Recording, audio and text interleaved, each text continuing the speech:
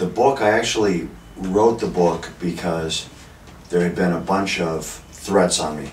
There had been threats on me, on my family, and I wrote the book because the government had abandoned me from the threats. They told me I was on my own to resolve them. So part of the way I defended myself was to expose my story and tell the story about what caused the threats and where they were coming. The agency I worked for was called ATF, yes. Alcohol, Tobacco, and Firearms. Yes. I wanted to work undercover. That's what I wanted to do when I became a law enforcement officer. And ATF was the best place to do that in the federal agencies.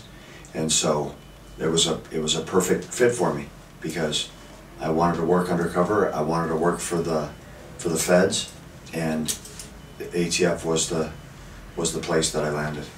Hollywood and books and magazines and television make undercover work appear to be very sexy and very glamorous, and it's not. The reality of it is that it's nasty and it's dirty and it's bloody, and the people are vicious and they're treacherous, and it's not the sexy version that you see in the movies when you're living it in real life. One of the risks is that you're pretending to be someone that you're not. And if you're discovered, if they find out your true identity, you know, it's very dangerous because, you know, the people that you're dealing with, in this case, they're very violent and they don't take well, they don't like being tricked. The background that was built for me and built for my life, my false persona, very extensive, from credit histories to criminal histories to old locations of residences, jobs, but everything about the fake identity I had appears to be real. The Hells Angels sent 3 different times private investigators to look at me. And even the private investigators were coming back to the Hells Angels saying, he's legitimate, he's a real, he is who he says he is. That's how extensive the cover was. If your cover story is weak, you're probably not going to last very long working undercover because you're going to get found out too easily. My career started like very small, baby steps, you know, doing small deals, gaining experience, gaining knowledge. Ultimately, I had worked undercover for 15 years before I took on this Hells Angels case.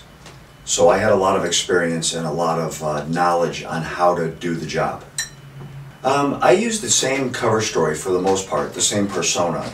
I used it over and over. You know, I played the role of a debt collector, a role of a hitman, kind of a thug. I played kind of a street thug. But I recycled that on different cases. Very hard to maintain a personal life and then this false life, a fake life on the other side. There were times when I wasn't very good at it. It's not very flattering to say that there were times when I had abandoned my family in exchange for working on an investigation. That's not flattering of me, but to work undercover, you can't dabble in it. You can't treat it like a hobby. If you have to go all in and do it with everything you have, because if you don't, you'll get killed. You have to live that life. You Yes. have to appear to be real to them. So the way they act, the way they talk, the way they look, all has to be mimicked in order to be believable in their eyes. Buying drugs, buying guns, assaults, extortions.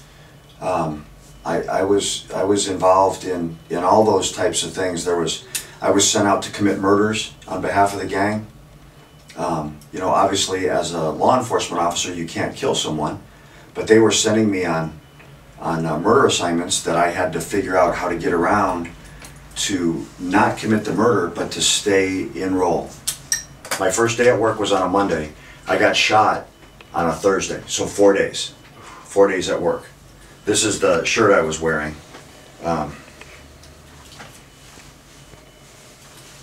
That right there is where the bullet went in my back.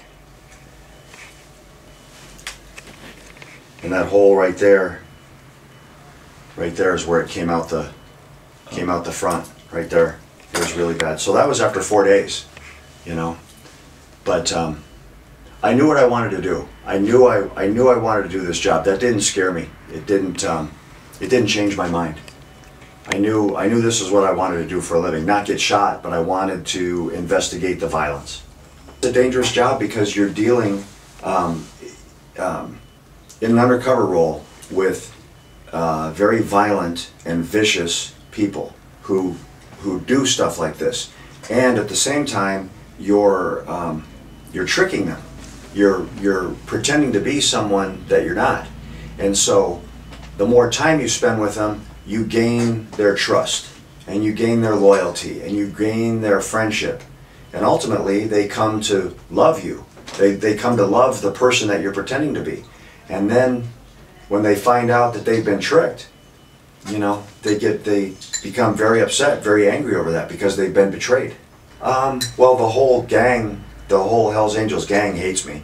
They're worldwide. They're an international crime syndicate. So I don't hate them. I don't hate the gang. I don't hate the members. It was never personal for me. I never set out to ruin anybody's life. I had a job to do, which was to investigate the violent crime. Who was orchestrating it? Who was planning it? Who was carrying it out? It wasn't personal for me. It was my job. There's a Hells Angels charter here in Budapest, and there are Hells Angels all over Europe. There's more Hells Angels in Europe than there are in the United States now. It's very hard to get inside the Hells Angels. They're very paranoid. They're smart. They're suspicious, and they don't welcome outsiders in very quickly. They started off small, and then began to expand, and began to internationalize, and began marketing their name. And they started off as a group of motorcycle enthusiasts who wanted to ride together. But then as they expanded and got bigger and took in more members, and their reputation became more for violence and crime, the name Hells Angels and the patch that they wear, it symbolizes intimidation across the world. After the investigation was done, and I had worked, you know, for the government to infiltrate the gang, when they found out my true identity, who I was, that I was a police officer, I started getting threats, murder contracts on me, which are still in existence, threats against my family, threats to kidnap and torture my kids, threats to videotape the gang rape of my wife, threats to shoot me, threats to inject me with the AIDS virus. My house was burned to the ground in 2008. My house was burned to the ground by an arsonist. Everything in it was destroyed. And the government abandoned me. They told me the Hells Angels are too big, there's too many members for us to investigate, you're on your own to figure this out. And that wasn't right. That was too much for me to bear.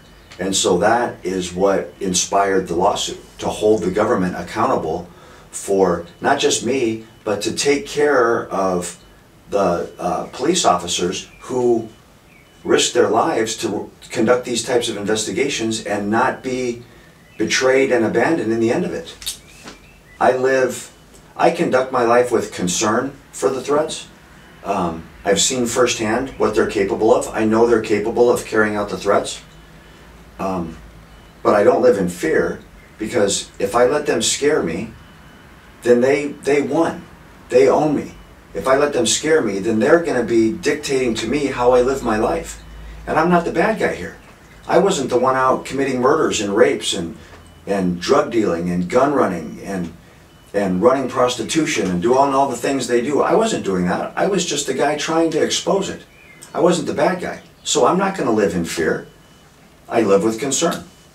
I guess in kind of a strange way, you know, I infiltrated the Hells Angels on behalf of the government. And then I betrayed them. I betrayed their friendship.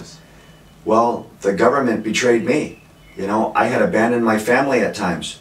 I betrayed them. So what's coming back on me, it's almost like I did it to myself. It's almost like I betrayed the Hells Angels, but I'm being betrayed. So it kind of all balances out. I don't think it's fair. I don't think it's right. But if you believe in karma or if you believe in payback, you know, that's what I'm experiencing. And I do a pretty good job of taking care of my family, even though I've been left on my own to do it. I do a pretty good job of taking care of them, and they're tough. My family, my kids, my wife, they're very strong, very tough, and they've, you know, they understand. They've never known any life with me other than this kind of life. When I met my wife, when my kids were born, I was already working undercover, so they've never known any different. It's how my kids have been raised. It's the life that my wife has lived as an adult. I didn't tell her all the details. I don't tell my family or my friends all the dark, dirty details of what goes on in an investigation, because there's no need to know. Sometimes it's so wicked and so vicious that you don't want people that you care about knowing what you see every day. It doesn't do anything. It just makes them worry more. How many gang members were arrested because of your job? In our case, I think we indicted about 60, around 60 gang members and associates from our case. It's a lot of... Yeah, they weren't very happy about it. And have you seen the Charlie Sheen movie before you went for this work? For which movie? Charlie Sheen. Oh, the Charlie Sheen movie. Yeah. Yeah, I'd seen it. It's not a bad movie. It's, you know, but again, like I said earlier, Hollywood glamorizes this. It makes it sexy, and the reality of it is it's not. There's nothing sexy about this. There's nothing glamorous about that, you know. I had blood pumping out of my chest like you were holding your thumb over a garden hose. You know, if you've ever been bleeding so hard that you can hear the blood coming out, it's surreal to experience that. And that happened 15 years before I even met the Hells Angels. That was 15 years previous to this investigation starting. Actually, when that happened, it empowered me. It made me feel bulletproof. It made me feel like I got right next to the violence, and I had a bullet go through my chest, and it almost killed me, and I'm still here. I'm still fighting. I'm still in the game. I'm still trying. It's not, that event isn't all that much unlike an event in anybody else's life. Is that you have a job, you have a family, you have bad things happen, right? So do you give up? Do you quit? Do you just stop? Or do you get up and you keep fighting back? Do you keep trying? You know, that was just an event in my career, but it wasn't the end of it. It was the beginning of it. do you like ride a bike? I have one, I don't ride it. It was never my thing. I was never a motorcycle guy. I was never a guy who loved to ride motorcycles. I have a motorcycle, but it sits in my garage with a sheet over it. I never ride it. My son is in college and he's studying criminal justice. He wants to become a police officer. I support his decision. I would like to see him do something else because I think that it's a very hard job. It's very hard on the person that's doing it. It's very hard on relationships. It creates a lot of battle damage in your family, with your friends. But I support him in his pursuit to do it because that's what he wants to do. He loves it. So I support him in trying to study it and do that for a living. In America, it's gotten more violent, more guns, more aggressive mentality of criminals, more willing to put a gun to someone's head and shoot them, more willing to put a knife against somebody's throat and cut their throat. The mentality of the criminals has become, over the course of my career, in my opinion, has become more violent and more vicious.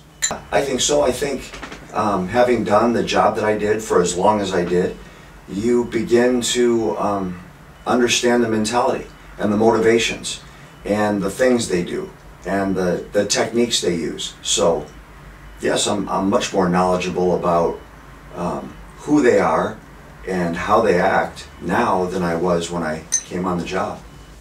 Biker gangs are really no different than any other gangs. They're no different than street gangs. They're no different than mafias. They have certain things in common. They want power. They want influence. They want intimidation. They want territories or turf. They want to control the crime that's taking place in their area. So how do we as a society defeat that? Is that the good has to keep fighting back against the evil. That's the only way, is to have the good people in the world continue to not accept that type of conduct, that type of activity, you know, in their communities. But you're never gonna, I mean, crime is from the beginning of time. There's always been people lying and cheating and stealing and hurting each other. That's not going to change because there's an element of humanity that's always going to act like that. As long as the good keeps winning, we're okay.